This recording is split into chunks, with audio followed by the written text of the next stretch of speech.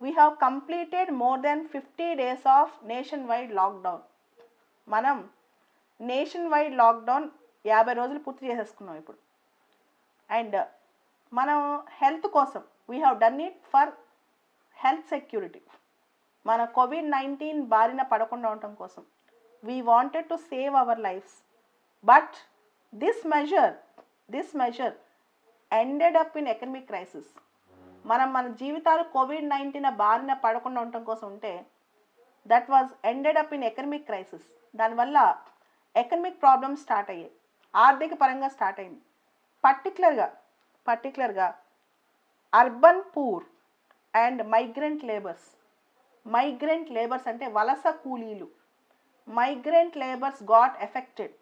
వాళ్ళు పాపం బీహార్, మధ్యప్రదేశ్, ఉత్తరప్రదేశ్ నుంచి వచ్చి చాలా ప్లేసెస్లో ఉండిపోయారు. And according to disaster management act they were not allowed to move.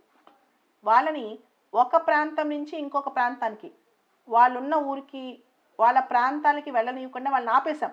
No public transport for them. మొన్నటిదాకా వాళ్ళకి ట్రాన్స్పోర్ట్ ఫెసిలిటీస్ కూడా లేవు. యు ఆల్ నో, చాలామంది నడుచుకుంటూ వెళ్ళి మధ్యలో చచ్చిపోయారు. ట్రైన్ యాక్సిడెంట్లు అయితే చచ్చిపోయారు అలా. So 2 days back Narendra Modi, our prime minister, announced 20 lakh crore package.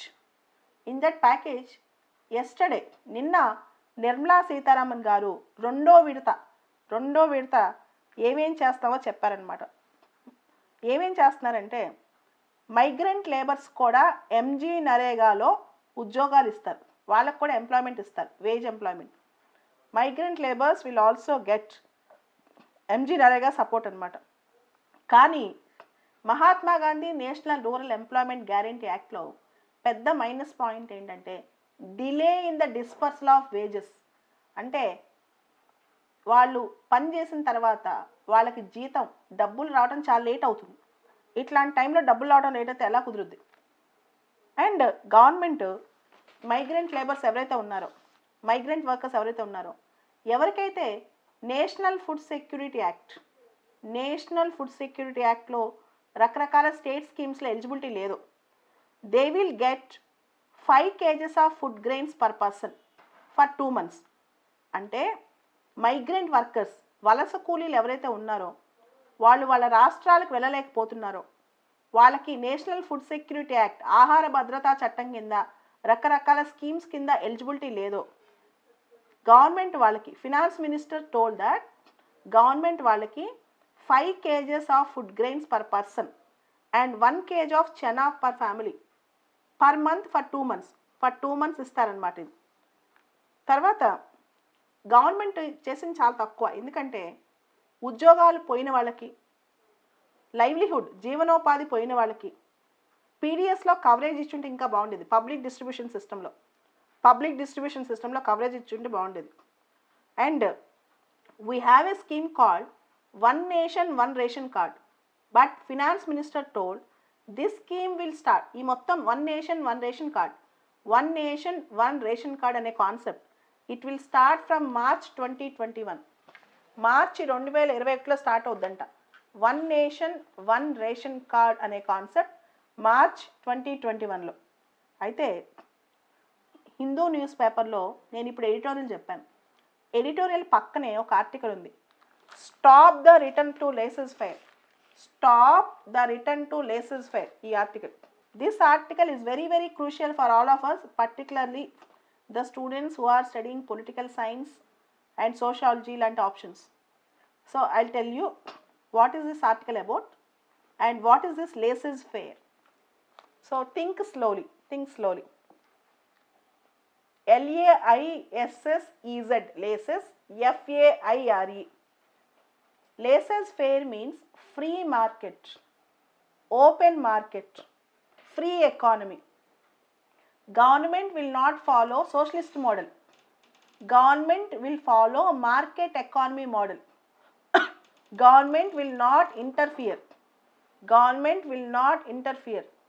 Government will follow market economy model. అంటే ప్రతి విషయంలో గవర్నమెంట్ ఇంటర్ఫియర్ అవ్వదు. Markets will decide. లేబర్ని ఎలా అయినా ఎక్స్ప్లాయిట్ చేయొచ్చు, ఎన్ని గంటలైనా పని చేయించుకోవచ్చు.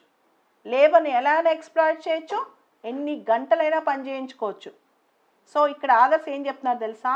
Stop going to laissez faire. Laissez ఫెయిర్కి మీరు వెళ్ళొద్దు, లేసెస్ ఫెయిర్కి మీరు వెళ్ళొద్దు అని చెప్తున్నారు. అంటే ఏం చెప్తున్నారు తెలుసా? ఏం చెప్తున్నారంటే కోవిడ్-19 వల్ల ఎక్కువగా నష్టపోయింది శ్రామికులు, వర్కర్స్. రిచ్ పీపుల్ బాగానే ఉన్నారు, rich people have food to eat, but workers don't have food to eat. వాళ్ళకి ఉద్యోగం లేదు, జీతాలు లేవు, ఏమీ లేవు. ఆ పరిస్థితుల్లో డిజాస్టర్ మేనేజ్మెంట్ యాక్ట్ కింద వాళ్ళు ఉండిపోయారు. ఎక్కడ కదలటానికి లేదు, వాళ్ళ సొంత ఊళ్ళకి వెళ్ళటానికి లేదు. అయితే Uttar Pradesh, Madhya Pradesh, many states have kept labour laws under abeyance. UP, Madhya Pradesh ఈ రాష్ట్రాలని లేబర్ లాస్ ఆపేసాయి, లేబర్ లాస్ ఎన్ఫోర్స్మెంట్ అబేయన్స్లో పెట్టేస్తున్నారు. ముఖ్యంగా ఛాంబర్ ఆఫ్ ఇండస్ట్రీస్ వాళ్ళు ఏం కోరుకున్నారు? స్టేట్స్ ఏమన్నాయని తెలుసా? Increase the working hours from 8 hours to 12 hours per day. 8 గంటల నుంచి 12 గంటలకి వర్కింగ్ అవర్స్ పెంచండి. Increase the working hours from 8 hours to 12 hours per day. So ఒక మనిషి 24 గంటల్లో 12 గంటలు వర్క్ చేయాలి. చూసుకోండి ఒకసారి. అండ్ ఎందుకు ఇలా వర్క్ చేయాలి? లాక్డౌన్ వల్ల ప్రొడక్షన్ పడిపోయింది, లాక్డౌన్ వల్ల మ్యానుఫ్యాక్చరింగ్ సెక్టర్ పడిపోయింది. So they need to work అని చెప్తున్నారు. అయితే ఆదర్శ్ ఏమంటున్నారు తెలుసా? కలోనియల్ ఎక్స్ప్లాయిటేషన్ జరుగుతుంది. 100 ఏళ్ల క్రితం బ్రిటిష్ వాళ్ళు మన ఇలా తినేసేవాళ్ళు. ILO వచ్చింది, ఇంటర్నేషనల్ లేబర్ ఆర్గనైజేషన్. మనందరికీ వర్కింగ్ అవర్స్ ఉన్నాయి, ఇప్పుడు 12 hours చేస్తున్నారు. లేసెస్ ఫెయిర్ వల్ల ఇండస్ట్రియలిస్టులు అంటే ఎంప్లాయర్స్ వర్కర్స్ యొక్క రక్తాన్ని పీలుస్తారు. లేసెస్ ఫెయిర్ అంటే ఫ్రీ మార్కెట్ డిసైడ్ చేస్తుంది, డిమాండ్ సప్లై డిసైడ్ చేస్తుంది. గవర్నమెంట్ పోన్లే పాపం వర్కర్, అతన్ని రక్షిద్దాం, అతనికి జీతం గ్యారంటీ ఇద్దాం, అతనికి వర్కింగ్ అవర్స్ మినిమం పెడదాం, గవర్నమెంట్ అవన్నీ వదిలేస్తుంది. దాన్నే లేసెస్ ఫెయిర్ అంటారు. సోషలిజం ఉండదు, వెల్ఫేరిజం ఉండదు. No socialism, no welfarism. Laissez faire అంటే ఫ్రీ మార్కెట్. అలాంటి పరిస్థితి అన్నమాట. ఇట్లాంటి పరిస్థితిలో ఇండియాలో డెమోక్రసీ ఉందా? ప్రజాస్వామ్యంలో డిగ్నిటీ ఉంటుంది. డిగ్నిటీ టు డెమోక్రసీ అన్నాడు ఆదర్ ఇక్కడ. డిగ్నిటీ త్రూ డెమోక్రసీ అంటే ప్రజాస్వామ్యంలో వర్కర్ అయినా, డబ్బులున్నోడైనా, డబ్బులు లేనివాడైనా అందరికీ ఒక డిగ్నిటీ ఉంటుంది. ఇలాంటి లేబర్ లాస్ ఎత్తేయడం వల్ల, లేబర్ లాస్ అబేయన్స్లో పెట్టడం వల్ల నో డిగ్నిటీ లేదనమాట. సో అన్ఈక్వల్ బార్గెనింగ్ పవర్ అంటే ఉన్న వాళ్ళకి లేని వాళ్ళకి ఈక్వాలిటీ లేదు, అన్ఈక్వల్ బార్గెనింగ్ పవర్ అనమాట. So this is article, the spirit of the article, stop the return to laissez fair. అదేవిధంగా అదే రిలేటెడ్ ఆర్టికల్ ఇంకోటి వచ్చింది. I will tell 2 points about it. Lockdown syndrome. ఏంటి లాక్డౌన్ సిండ్రోమ్ అంటే? What is this lockdown syndrome? ఇండియాలో March 2020 IIP ఎంత ఉంది? Index of industrial production. మార్చి 2020 IIP ఎంత అయింది తెలుసా? కాంట్రాక్ట్ అయింది అంటే క్షీణించింది.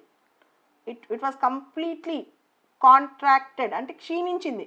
16.7% క్షీణించింది. Index of industrial production contract అయింది. లాస్ట్ ఇయర్ మార్చి 2019 రోజున, మార్చి నెల 2019లో ఇట్ వాజ్ పాజిటివ్ 2.7% గ్రో అయింది. మార్చి 2020లో కాంట్రాక్ట్ అయిపోయింది అంటే క్షీణించింది, కుంచుకుపోయింది 16.7%. Manufacturing sector 20% క్షీణించింది. అందుకే నేను మొన్న నిర్మలా సీతారామన్, ప్రైమ్ మినిస్టర్ వీళ్ళందరూ చాలా అనౌన్స్ చేశారు. సో ఈ ఆర్టికల్ లాక్డౌన్ సిండ్రోమ్. దీని రిలేటెడ్ ఆర్టికల్ ఇంకోటి వచ్చింది. ఇది మన సెంటర్ స్టేట్ ఫినాన్షియల్ రిలేషన్స్కి స్టార్ మార్క్. మన మెయిన్స్లో సెంటర్ స్టేట్ ఫినాన్షియల్ రిలేషన్స్కి ఒక స్టార్ మార్క్ ఆన్సర్ అనమాట. నేను చెప్పేది అనాలిసిస్ మీకు ఆన్సర్ అయ్యడానికి చాలా పనికొస్తుంది. ఇప్పుడు నేను ఒక అనాలిసిస్ చెప్పబోతున్నాను, ఆన్సర్ అయ్యడానికి చాలా పనికొస్తాయి. Topic: states cannot be left at the mercy of the centre. States cannot be left at the mercy of the centre. ఇది ఒక ఆర్టికల్. ఇది నీట్గా ఎక్స్ప్లెయిన్ చేస్తాను. ప్రిలిమ్స్కి మెయిన్గా మెయిన్స్కి ఎస్ఏ రైటింగ్కి ఇంటర్వ్యూకి చాలా ఇంపార్టెంట్. మీరు బుల్లెట్ పాయింట్స్ రాసుకోండి, నీట్గా ఎక్స్ప్లెయిన్ చేస్తాను. States cannot be left to the centres mercy article heading అంటే కేంద్రం యొక్క దయాదాక్షిణ్యాలకి రాష్ట్రాలు బలవ్వకూడదు. కేంద్రం యొక్క దయాదాక్షిణ్యాల మీద రాష్ట్రాలు పూర్తిగా ఆధారపడిపోయే పరిస్థితి రాకూడదు. ఇది heading. States cannot be left to the centres mercy. వినండి బాగా. తమిళనాడులో ఒక ఎంపీ ఒక సర్వే నిర్వహించారు. ఏమని అంటే ఆల్కహాల్ లిక్కర్ షాపులు మందు కొట్లు అలౌ చేశారు కదా, మీలో ఎంతమంది సపోర్ట్ చేస్తారు అని చెప్పి అక్కడ ప్రజల దగ్గర సర్వే నిర్వహించారు. 89% ప్రజలు 89% said no to that.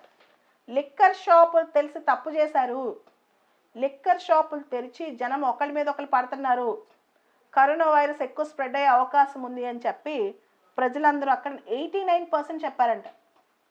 Maharashtra liquor షాపులు అలౌ చేసి మళ్ళీ ఆపేసింది. మీ అందరికి తెలుసు, తెలంగాణ, ఆంధ్రప్రదేశ్, చాలా రాష్ట్రాలు, many states have allowed liquor shops now. You know why? రాష్ట్రాలకు తెలీదా? లిక్కర్ షాప్ అలౌ చేస్తే ప్రజలు ఒకరి దగ్గరకు ఒకరికి వెళ్ళిపోతారు, కరోనా వైరస్ స్ప్రెడ్ అవుద్ది అని. కానీ తప్పలేదు. దానికి కారణం రాష్ట్రాల దగ్గర రెవెన్యూ లేదు. There is no money in the స్టేట్స్లో మనీ లేదు. అక్కడ ఈయన ఒక మాట చెప్పారు. ఆదర్ ఏం చెప్పారు తెలుసా? Prime minister Modi garu July 1, 2017లో prime minister Modi garu July 1, 2017లో జిఎస్టీ లాంచ్ చేస్తూ, జిఎస్టీ ట్యాక్స్ స్టార్ట్ చేస్తూ ఒక మాట అన్నారు. The states are like pearls on a string. The states are like pearls on a string to promote cooperative federalism అని. అంటే సహకార సమాఖ్య కోఆపరేటివ్ ఫెడరలిజం తీసుకురావడం కోసం స్టేట్స్ అన్నీ ముత్యాల హారంలాగా కలిసిమెలిసి ఉండాలి. ముత్యాలన్నీ కలిసి ఒక హారంలాగా ఎలా మారుతాయో భారతదేశాని కోసం స్టేట్స్ అన్ని రకరకాల ముత్యాలు వచ్చి ఒక హారంలా మారాలి అని. అంటే this is very important statement to right essay also. All states have come together like pearls on a string in the spirit of cooperative federalism for the economic integration of India. అంటే రాష్ట్రాలన్నీ కలిసొచ్చి సహకార సమాఖ్య అనే స్ఫూర్తి promote చేసి ఆర్థిక పరంగా సమన్వయం తీసుకురావాలి అనే ఉద్దేశంతో వన్ నేషన్ వన్ ట్యాక్స్ అనే కాన్సెప్ట్ తీసుకొచ్చామని చెప్పి మోడీ గారు చెప్పారు. అయితే ఈ జిఎస్టీ వల్ల స్టేట్స్కి లాభం జరిగిందా లేదా పక్కన పెడితే మీకు ఒక నిజం తెలియాలి.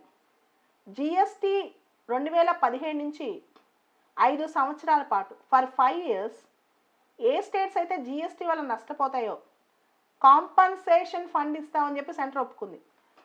For 5 years centre agreed to give compensation fund to the states. For 5 years, Center agreed to give compensation fund to the states. కానీ ఆ డబ్బులు డిలే చేస్తుంది, సరిగ్గా ఇవ్వట్లేదు, త్వరితగతిని ఇవ్వట్లేదు, లేట్ ఇస్తుంది. ఇది ఫస్ట్ పాయింట్.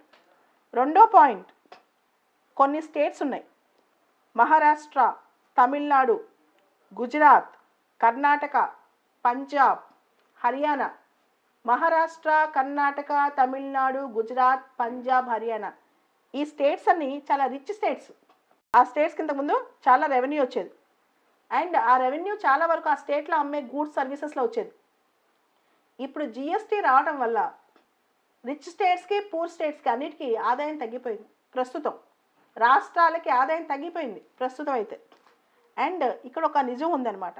నిజం ఏంటంటే if there is any natural disaster, ఆ స్టేట్లో ఏదైనా న్యాచురల్ డిజాస్టర్ వచ్చిందనుకోండి, న్యాచురల్ డిజాస్టర్ అంటే సైక్లోన్ కానీ, ఫ్లడ్స్ కానీ, డ్రాట్ కానీ, సునామీ కానీ, ఎర్త్క్వేక్ కానీ అలా వచ్చినప్పుడు state can increase additional sales tax.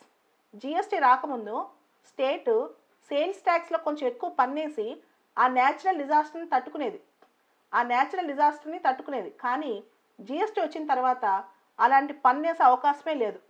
Additional sales tax వేసే అవకాశమే లేదు. మహారాష్ట్ర, గుజరాత్ ఇవన్నీ రిచ్ స్టేట్స్ ఉన్నాయి. వీళ్ళకి కూడా ఇలాంటి అవకాశం లేదు. అయితే జిఎస్టీ వచ్చినప్పుడు జిఎస్టీ వల్ల ఫస్ట్లో కష్టాలు ఉంటాయి కానీ, ఫస్ట్లో ప్రాబ్లమ్స్ ఉంటాయి కానీ కంట్రీలో ఎకనమిక్ ఎఫిషియన్సీ పెరుగుద్ది, ట్యాక్స్ కంప్లైంట్స్ పెరుగుద్ది, స్టేట్స్కి కూడా డబ్బులు వస్తాయని చెప్పారు. జిఎస్టీ ఫస్ట్ తీసుకొచ్చినప్పుడు జిఎస్టీ వల్ల చాలామంది ట్యాక్సులు కడతారు, స్టేట్స్కి చాలా డబ్బులు వస్తాయని చెప్పారు. కానీ ఇప్పటి వరకు ఆ డబ్బులు మెటీరియలైజ్ అవ్వలేదు, స్టేట్స్కి రాలేదు. జిఎస్టీ అనేది స్టేట్స్ సెంటర్ పైన ఎక్కువ డిపెండ్ అయ్యే అవకాశం వచ్చేసింది. అయితే పూర్తిగా ఇప్పుడు స్టేట్స్ చేతిలో కొన్ని ట్యాక్స్లు ఉన్నాయి. అంటే సెంటర్ ట్యాక్సెస్ వేసిన స్టేట్స్కి కూడా కొంత ట్యాక్స్ అనేది కొన్నిట్లో ఉంది. ఉదాహరణకి తర్వాత లిక్కర్ ఉంది, అదే ఆల్కహాల్ ఉంది, తర్వాత లాటరీస్ ఉన్నాయి, ల్యాండ్ వెహికల్ రిజిస్ట్రేషన్. కానీ ఇవన్నీ నాన్ ఎసెన్షియల్స్. ఎసెన్షియల్స్ అంటే ఏంటి? ఫుడ్, మెడిసిన్స్ ఇవన్నీ. అయితే ఈ రోజున మన దగ్గర ఉన్న డబ్బులతో మనం వెళ్ళి స్కూటర్ కొనుక్కుంటామా, ల్యాండ్ కొనుక్కుంటామా, అపార్ట్మెంట్లు కొంటామా? కొనం కదా. పెట్రోల్ కూడా ఎవరు కొనట్లేదు బయట. అత్యవసరానికి పెట్రోల్ పోయించుకుంటున్నారు కానీ ఎక్కువ మంది పెట్రోల్ కన్జంప్షన్ కూడా తగ్గిపోయింది. ఎవరు రోడ్డు మీద తిరుగుతున్నారు? సో స్టేట్స్కి డబ్బులు పడిపోయింది, స్టేట్స్కి డబ్బులు రావట్లా. స్టేట్స్కి ఈ నాన్ ఎసెన్షియల్స్ ఇవన్నీ, వీటిలోంచి డబ్బులు స్టేట్స్కి రావట్లేదు. పోనీ అప్పులు చేద్దామా అంటే, if states have to borrow, they have to take the approval of the centre. States అప్పులు చేయాలంటే ఈ పరిస్థితిలో ఎవరు పర్మిషన్ తీసుకోవాలి? సెంటర్ పర్మిషన్ తీసుకోవాలి. అలానే అప్పులు ఇవ్వాలనుకోండి, స్టేట్స్కి రెవెన్యూ లేదు కదా, ఎవరు అప్పులు ఇస్తారు? స్టేట్స్కి డబ్బులు రావట్లా. Who will lend money to the states? స్టేట్స్కి అప్పులు ఎక్కడి నుంచి వస్తాయి? అండ్ రెవెన్యూస్ కనిపించట్లేదు. ఒకవేళ అప్పు వచ్చినా చాలా వడ్డీ అనమాట, చాలా interest.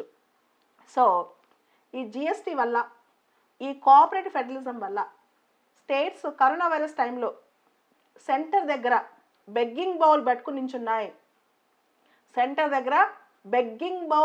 నించున్నాయి. States are at the mercy of the centre అని చెప్పి ఈ ఆర్టికల్ అద్భుతంగా ఉంది. ఇది మనకి పాలిటీ GS2లో మెయిన్స్లో, GS3 మెయిన్స్లో critical analyse centre state economic relations, centre state financial relations in the era of disasters like corona crisis. ఒక ఆర్థిక పరమైన విపత్తులు వచ్చినప్పుడు, లాక్డౌన్ క్రైసిస్లో, ఇలాంటి క్రైసిస్లో సెంటర్ స్టేట్ ఫినాన్షియల్ రిలేషన్స్ని విమర్శనాత్మకంగా రాయండి. Critical analyse. ఈ ఆర్టికల్ అద్భుతంగా ఉంది. ఈ ఆర్టికల్ ఓకే, ఇది mains answer. Centre state financial relations critical analysis అనమాట.